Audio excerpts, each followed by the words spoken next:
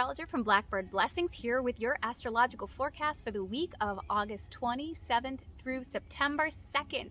We are in Virgo season. We got a lot of retrogrades going on, and I hope that you are all just hanging in there, kind of going with the flow and easing into all of this energy. All right, we have a super busy start to the week. We've got a lot packed in even before Wednesday and the full moon, so hang on. Here what we have. All right, so with Mercury retrograde, this is just your reminder. We want to make sure that we are checking in with our communication, making sure to back up anything that's really super important that we're going to be needing technology-wise. And sometimes life throws things at us during a Mercury retrograde, like maybe you need to sign a contract, maybe you do have to travel, and things that might be a little bit more difficult. Don't stress out too much about it. Just make sure that you are paying attention to the details, and Virgo season is going to help support you in this. But another thing to be paying attention to during Mercury retrograde, right? Everybody's like, oh, make sure you're slowing down, paying attention to the details. But the energy that Mercury is really throwing at us right now is really rushed. It's very fast and can give us a lot of feelings of like emergency sort of things. Like we have this sense of urgency. We've got to get it done. We've got to get it done now, right? So that is a little bit difficult and tricky to navigate when we're supposed to be stopping and paying attention to the details. So really try to ground yourself into that Virgo sun energy to help you and guide you along. All right, so let's see what we've got coming up at the beginning of the week, right? The sun, like I said, is in Virgo, and it is about getting stuff done. We are in it, right? It is all about structure and paying attention to these details, which is going to be supported by the Capricorn moon, which is a no-nonsense, super efficient sign itself. And know that Virgo is a mutable sign, which means that it is very comfortable with change. And Capricorn is a cardinal sign, which means that they're like, we are making the changes. We like changes, especially if it's our idea, right? So this is such a good time to be getting new projects underway and to take off. All right, so Saturn, which is in Pisces, has really been casting this really heavy energy over us for quite some time this summer, okay? And now on August 26th and 27th, it is going to be opposing the sun. This only happens one time per year, so it is a very important transit to pay attention to. This has us really evaluating our boundaries and our choices and really trying to figure out who is the person that is driving these boundaries and our choices? Are we in the driver's seat? Are we the ones that are making these decisions? Or are outside influences or people kind of corralling us and forcing us into these types of things?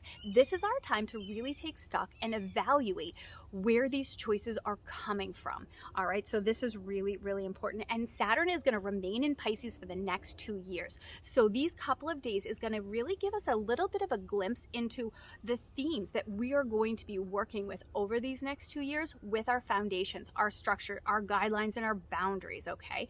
That's really important.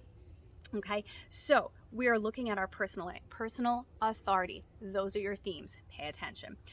August 22nd, Mars, the planet of war, passion, drive, and motivation, is going to be going into the sign of Libra, which is really not Mars's very favorite place, and let me tell you why. So Libras are all about those interpersonal relationships, okay? So it's like asking that drill sergeant to sit down for tea with maybe somebody on enemy lines, right, behind enemy lines. He's like, I'm sorry, this doesn't seem to work for me. So there is some tension there, but it's okay. We can make it work, okay? So Libra ideals, what are the main themes of Libras, right? Justice, balance, being the peacemaker. Okay, so right now we're going to be definitely motivated by things. We're motivated to move and to like make changes to things that maybe we feel are unfair. If we see like any sense of injustice being done, we might like start feeling our blood boiling and just not feeling 100% okay with it.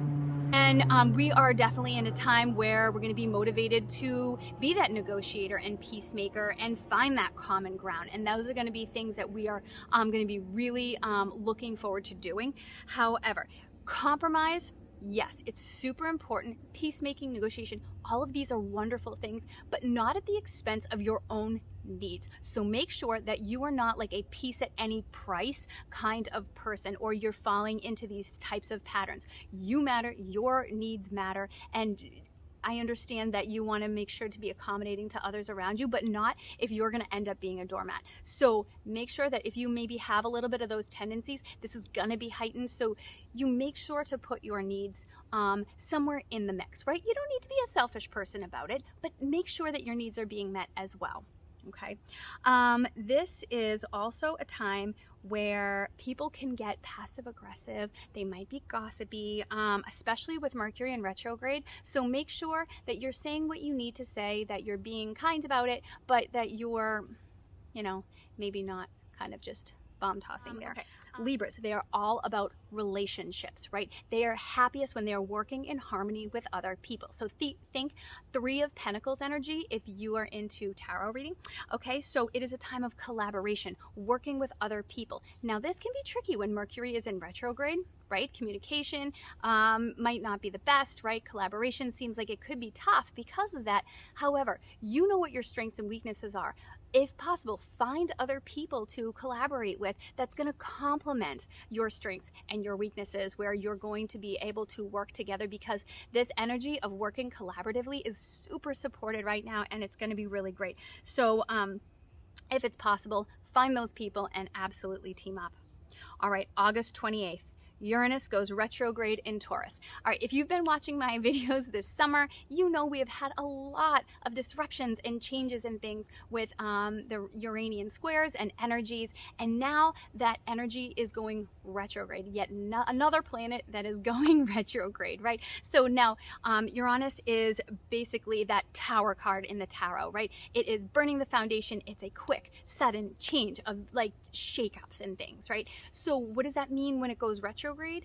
The energy is softened a little bit, but it really turns inward, okay? So rather than maybe like a massive change in your external, it might be a change of heart. It might be a change of your mindset. Maybe you had a flash of aha brilliance, right? That all of a sudden you're like, okay, this makes sense. I'm going to completely change what I'm doing and head in this direction. And you have the internal changes going on to be able to allow these things to happen and find that new path, which can be a little scary sometimes because changes, can be uncomfortable for us, but it can be really exciting as well.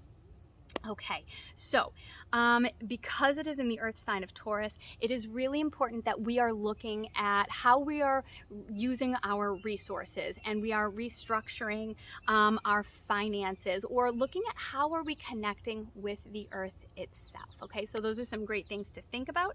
And where you want to check for where this is affecting you personally is looking at your natal chart. Find 23 degrees to 19 degrees Taurus, and that house is going to tell you what energies that is going to be affecting you the most. Okay, so, and because it's retrograde, those numbers are going to be going backwards. So 23 degrees Taurus all the way to 19 degrees Taurus. If you're not sure what I'm even talking about, or the houses or anything, get in touch with me through the website. I can definitely help you and to figure out where this energy is focused for you particularly. All right, this is going to be retrograde until January. Uranus spends about 41% of its time in retrograde, so it's not something that is, unusual for our year.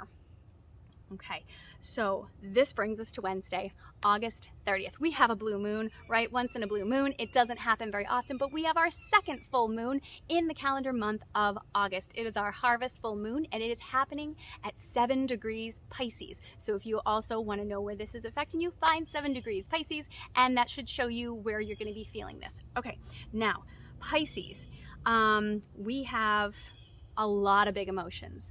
Tons of emotions. We're going to be feeling maybe a little vulnerable, maybe a little exposed, right? That full moon is casting that light. We are seeing so brightly in the darkness, right? So it is going to be shining in our lives as well. And we're really going to be illuminating the things that need to wrap up, right? What have you been working on this summer and for the last, especially 28-day lunar cycle?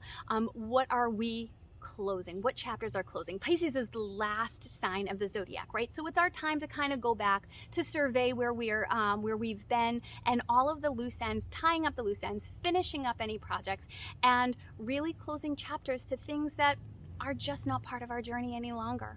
Going to really open the door for this next new moon to be able to begin this new chapter of our lives, right? And Virgo season is all about change. We are changing from summer into fall. We're going from like vacation kind of mode back into structured and work mode and school stuff.